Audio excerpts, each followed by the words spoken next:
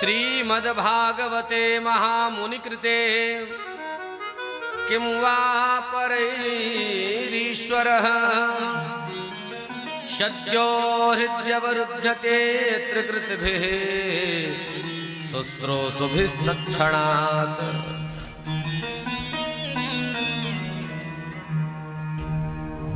ये भागवत जी का दूसरा श्लोक है। अच्छा, अभी आप लोगों के समझ में नहीं आएगा, हाँ, लेकिन एक बार मन लगा लोगे ना, फिर आप लोगों को यही सारी बातें अच्छी लगने लगेगी। बोलो राधे राधे। इस श्लोक में अनुबंध चतुष्टय है। अनुबंध चतुष्टय का मतलब क्या है? प्रत्येक विद्यालय में, प्रत्येक किताब में अनुबंध चतुष्टय जरूर होती है, लेकिन किसी ने बताया नहीं होगा, मैं आप लोगों को बता रहा हूं, बहुत ध्यान से सुनना। अधिकारी च संबंध विषयश्च प्रयोजनम। ये जो कथा आप लोग सुन रहे हो, जिस श्रीमद् भागवत महापुराण को सुन रहे हो, इस कथा को सुनने का अधिकारी कौन है, इस श्लोक में बताया है। इस कथा का संबंध किससे है, इस कथा का, इस ग्रंथ का विषय क्या है, इसका प्रयोजन क्या है। और सुनो, जब तक इन चार बातों को आप लोग नहीं समझोगे ना, ठीक है हम कथा सुना करके चले जाएंगे, वो एक अलग बात है प्यारे, लेकिन समझ में नहीं आएगी बात। भागवत सुनने का अधिकारी कौन है? मैंने कल भी निवेदन किया था, आप लोगों ने जवाब भी दिया, बहुत अच्छा लगा था। भागवत सुनने का अधिकारी ना तो पैसे वाले हैं, ना तो बहुत बड़े पद वाले हैं, साहब एमएलए, एमपी, मंत्री, नहीं नहीं नहीं नहीं। भागवत सुनने का अधिकारी कौन है? निर्मत्सराणाम शताम, जो निर्मत्सर हो। निर्मत्सर का मतलब जानते हो रमेश जी? मनुष्य के अंदर मत्सरता आ जाए और मच्छर के अंदर मच्छरता आ जाए, भैया दोनों ही गड़बड़ है। रात में मच्छरदानी लगा करके सो रहे हो और गलती से यदि एक मच्छर मच्छरदानी में घुस गया, ईमानदारी से बताना सोने देगा कि नहीं? रात भर ताली पीटते पीटते रात बीत जाएगी। यदि मच्छर के अंदर मच्छरता आ जाए, पूरी रात सोने नहीं देगा। और यदि मनुष्य के अंदर मत्सरता आ जाए, एक ही मनुष्य, एक ही व्यक्ति पूरे गांव को, पूरे कुल खानदान को बर्बाद कर सकता है। मत्सर का मतलब क्या है? ईर्ष्या, राग, द्वेष, यही तो मत्सर है। मुझे यहां पर एक बहुत सुंदर कहानी याद आ रही, मैं आप लोगों को निवेदित करूंगा। एक सेठ जी थे, नाम के सेठ थे, दाम पानी नहीं था। कई लोगों का नाम होता है ऊंचा, होता कुछ नहीं है। हमारे गांव में एक बालक है जिसका नाम है सिपाही। क्या नाम है? और दिन भर चोरी करता डोलता है। तो कई बार नाम बड़े विचित्र होते हैं। सेठ जी थे लेकिन माल नहीं था। संतों के पास गए, संतों ने कहा शंकर जी की पूजा करो, शंकर जी बड़े दयालु देवता है, एक लोटा पानी चढ़ाओ वरदान ले लो, एक बेलपत्तर चढ़ाओ वरदान ले लो, सड़ा सड़ा अमरूद चढ़ाओ वरदान ले लो, अरे और तो और उनके ऊपर खड़े होकर के घंटा चुराओ तब भी वरदान ले लो, इतने दयालु हैं। सेठ जी पहुंच गए। नमः शिवाय, नमः शिवाय, हर हर भोले नमः शिवाय।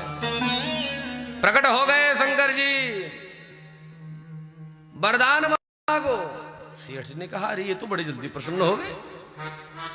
हे बाबा, आपका दर्शन हो गया, इसके अलावा आपको कुछ नहीं चाहिए। शंकर जी का नहीं नहीं नहीं नहीं, कुछ न कुछ तो तुम्हें मांगना पड़ेगा, मेरा दर्शन निष्फल नहीं जाता, कुछ न कुछ मांगो। सेठ ने कुछ नहीं मांगा। जब कुछ नहीं मांगा, शंकर जी ने एक घंटी दे दिया। ले आओ सेठ जी, घंटी लेकर के जाओ। सेठ ने कहा सरकार दिए भी तो क्या दिए, घंटी दिए। अच्छा घंटी को देखता कहीं सोने की तो नहीं है? नहीं नहीं, ये तो पीतल वाली ही है। बारे शंकर जी, अरे दिए भी तो घंटी, अरे घंटी दिए कोई बात नहीं, पीतल की जगह कम से कम सोने का तो दे देते। उसी को सर माथे लगाया, लेके चलने लगा। शंकर जी पीछे से बोलते, ओ भगत जी रुकना। सेठ ने कहा क्या बात है, इधर आओ। पहुंचे, क्या है? बोले घंटी कोई साधारण नहीं है। तो बोले इस घंटी को बजा करके तुम जो मांगोगे वो तुमको मिलेगा। सेठ ने कहा अब मजे आ गए, अब वरदान कुछ काम का हुआ। गाड़ी मांग लूंगा, मोटर मांग लूंगा, कोठी मांग लूंगा, बढ़िया सी पत्नी मांग लूंगा, बढ़िया सा छोरा मांग लूंगा, अब बढ़िया सी नौकरी मांग लूंगा। अब भैया घंटी लेके जैसे चले, फिर पीछे से आवाज आ गई, ओ सेठ जी। सेठ जी को लगा आज भोलेनाथ मेहरबान है और कुछ देने वाले हैं। क्या बात है प्रभु? शंकर जी ने कहा सुनो, इस घंटी को बजा करके तुम जो मांगोगे वो तो तुमको मिलेगा ही मिलेगा, लेकिन जो तुमको मिलेगा वो तुम्हारे पड़ोसी को ऑटोमेटिक डबल मिल जाएगा। बोलो राधे राधे। अब सेठ जी की बुद्धि खराब हो गई, मेहनत करूं मैं, मजा मारे पड़ोसी, ऐसा तो हो ही नहीं। इसी को ईर्ष्या कहते हैं। सेठ जी घंटे को लेकर के आए, पोटली में बंद करके संदूक में रख दिए, चले गए परदेश धन कमाने। एक दिन पत्नी मन में विचार करती है, सर्दी आने वाली है, थोड़ा रजाई गद्दा में धूप तो लगा दूं। और जैसे रजाई गद्दे संदूक में से निकाले, क्या देखा, एक पोटली में घंटी बंद पड़ी है। पत्नी ने कहा बताओ, हमारे सरकार भी बड़े पागल हैं, मंदिर को घंटी में रखना चाहिए तो संदूक में रख दिया है, घंटी को बढ़िया धुला है, पोंछा है और मंदिर में ले जाकर के रख दिया है। सुबह हुआ पूजन करने के लिए। अच्छा, हम लोग जब पूजन करने जाते हैं मंदिर में, पहुंचते ही घंटी बजाते हैं और घंटी बजाने के बाद हाथ जोड़ लेते हैं। और जो लिस्ट मन में तैयार रहती है, ये भी दे दो, ये भी दे दो, सब मांगने लगते हैं। सेठानी का भी नित्य प्रतिकाम, घंटी बजाया। घंटी बजाने के बाद में कहती है, हे प्रभु क्या जीवन ऐसे ही बीत जाएगा गरीबी में? क्या हमारा मकान नहीं बनेगा? क्या हमारे पास में गाड़ी नहीं आएगी? क्या हमारी फैक्ट्री नहीं लगेगी? अब सेठानी को ये नहीं पता था कि सामने जो घंटी रखी है ये चमत्कारी घंटी है। परिणाम क्या हुआ? सुंदर सा मकान भी बन गया, दरवाजे पर गाड़ी भी खड़ी हो गई, सारी समुचित व्यवस्था हो गई, आसपास पड़ोस के लोग भी सब संपन्न हो गए। सेठ जी मन में विचार करते हैं, नौकरी करते करते बहुत दिन हो गया, अपने गांव चलूं, घर चलूं। घर पे आते हैं, क्या देखते हैं, गांव का पूरा नजारा ही बदल गया भैया। यहां पर कौन कहे एक कोठी, यहां पर तो 6-6 कोठी एक साथ में खड़ी है। सेठ जी का दिमाग खराब हो गया, ये क्या हुआ भैया? गांव के लोग इतने तरक्की कैसे कर गए? घर में गए, पत्नी ने सेवा शुश्रूषा की, भोजन पानी लिए, स्नान करने के बाद जैसे मंदिर में पहुंचे, आहा, सेठ जी ने देखा घंटी। सेठानी से बोलते, देवी ये घंटी तुम कहां से लेकर के आई? सेठानी ने कहा, सरकार संदूक में कई वर्षों से बंद पड़ी थी, मैंने निकाल करके मंदिर में रख दिया। सेठ जी ने कहा, देवी तुमने सब गड़बड़ कर दिया। खैर कोई बात नहीं, अब तुमने जो किया है सो किया है, अब हमको कुछ करना पड़ेगा। क्या किया? सेठ जी कहते हैं, हे घंटी महारानी, हमारी एक आंख फूट जाए। क्या हो जाए? बोलो। अरे पहले मुंह खोलो फिर बोलो। अरे आप लोग ऐसा मत बोलो एक आंख फूट जाए, कहीं फूट गई तो हाँ सब लेने के देने पड़ जाएंगे। बोलो राधे राधे। पता नहीं सरस्वती कब बैठ जाए जी पर। अच्छा देखो, सेठ जी की तो एक फूटी और पड़ोसियों की दो के दोनों ही फूट गई। क्यों भैया? फायदा डबल हुआ है तो नुकसान भी तो डबल होगा। लेकिन सेठ जी को शांति नहीं। सेठ जी ने कहा, हे घंटी महारानी, हमारा एक हाथ टूट जाए। सेठ जी का एक टूटा, पड़ोसियों का दोनों ही टूट गया। इतने पर भी शांति नहीं सेठ जी को। बहुत बड़े वाले सेठ जी थे, पहुंचे हुए संत। उन्होंने कहा, हे घंटी महारानी, मेरा एक पैर टूट जाए। सेठ जी का एक टूटा, पड़ोसियों का दोनों ही गोविंदाय नमो नमः। अच्छा, इतने पर भी शांति नहीं। सेठ जी कहते हैं, हे घंटी महारानी, अंतिम में हमारी एक और इच्छा है, वह पूरी कर दो। क्या? बोले हमारे मकान के सामने एक बहुत बड़ा सा कुआं खुदवा दो। अब भैया सेठ जी के घर के आगे एक कुआं और पड़ोसियों के घर के आगे दो दो कुआं। एक बात आप लोग ईमानदारी से बताना, घर के सामने कुआं खुदा हो, घर में रहने वालों के पास न तो आंख हो, न तो हाथ हो, ना तो पैर हो। अब बताओ उस घर का एक भी व्यक्ति बचेगा या मरेगा? बोलो।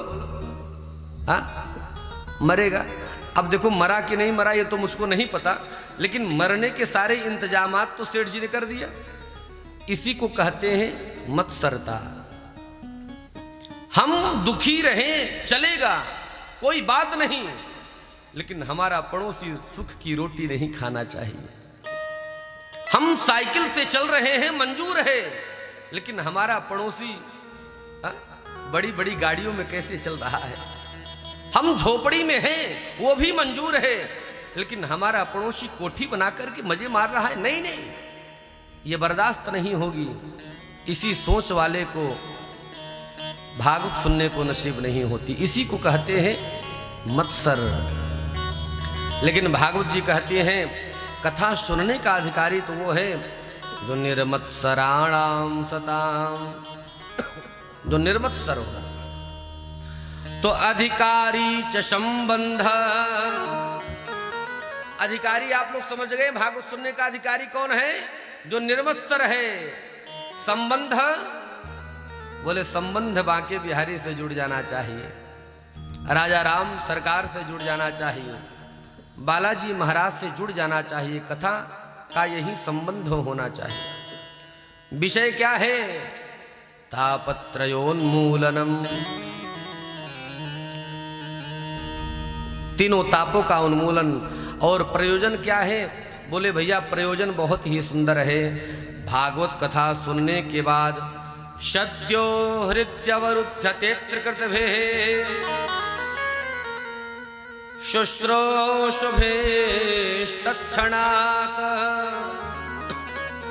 भागवत सुनने के बाद गोविंद आकर के हमारे हृदय में अवरुद्ध हो जाए। अवरुद्ध का मतलब बंद हो जाए।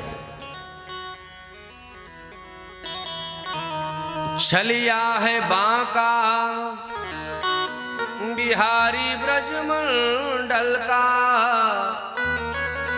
जादू भरा है इसके मृदु मुस्कान में। चाल में चपलता है चंचलता चितवन में, मोहिनी मंत्र भरा वंश के बजाने में। भक्त सब सावधान रहो श्याम सुंदर से, दिल लेता लूट डाका डाल के खजाने में। श्री राधा रानी का हुक्म है अपने भक्तों को, इस चोर को बंद करो दिल के जेल खाने में। प्रयोजन क्या है? एक ही प्रयोजन है, गोविंद आकर के हमारे हृदय में बैठ जाए बस।